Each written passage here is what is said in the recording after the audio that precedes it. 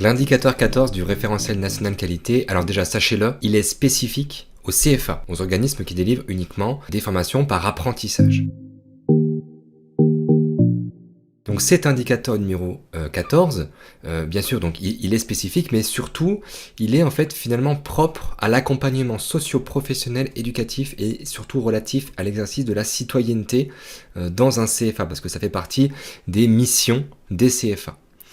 Il n'y a pas eu de mise à jour de niveau attendu depuis les dernières versions, donc on est toujours sur un niveau qui va expliquer comment démontrer que l'accompagnement de l'apprenant est formalisé et mis en œuvre par la mise en place de projets spécifiques. Et c'est ce que l'auditeur va attendre, hein, donc allez vérifier s'il y a bien eu des projets spécifiques de réaliser en lien avec tous ces éléments. Vous avez une petite obligation spécifique bien sûr qui est que tout simplement pour les CFA nouveaux entrants, on vérifiera si l'accompagnement il est formalisé et la mise en œuvre de cet indicateur sera auditée lors de l'audit de surveillance, tout simplement. Par rapport au glossaire, alors ce glossaire il est très intéressant parce qu'il a été enrichi depuis la version 8 de fin 2023, et dans ce glossaire, on vous dit noir sur blanc que l'accompagnement socio-professionnel, éducatif et relatif à l'exercice de la citoyenneté fait partie des missions des CFA. Alors là on rigole plus, parce que les missions des CFA ce sont des choses qui sont mentionnées au Code du travail.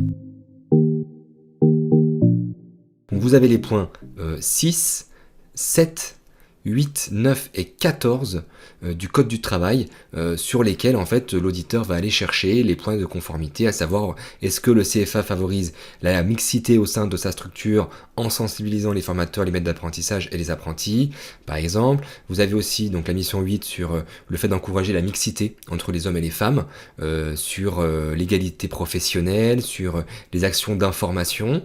Vous avez également tous les sujets liés à l'égalité et surtout la diversité au sein des structures, en sensibilisant les formateurs, les maîtres d'apprentissage, les apprentis, à l'égalité des chances et à la lutte contre toute forme de discrimination.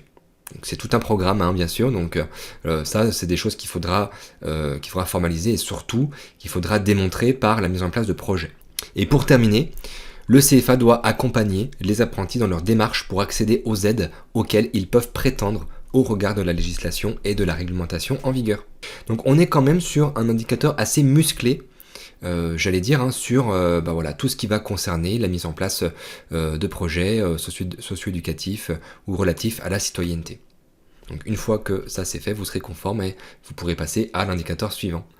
Merci de votre écoute, je vous invite à vous abonner à cette chaîne et puis bien sûr à consulter l'ensemble des vidéos liées aux indicateurs Calliope. À bientôt.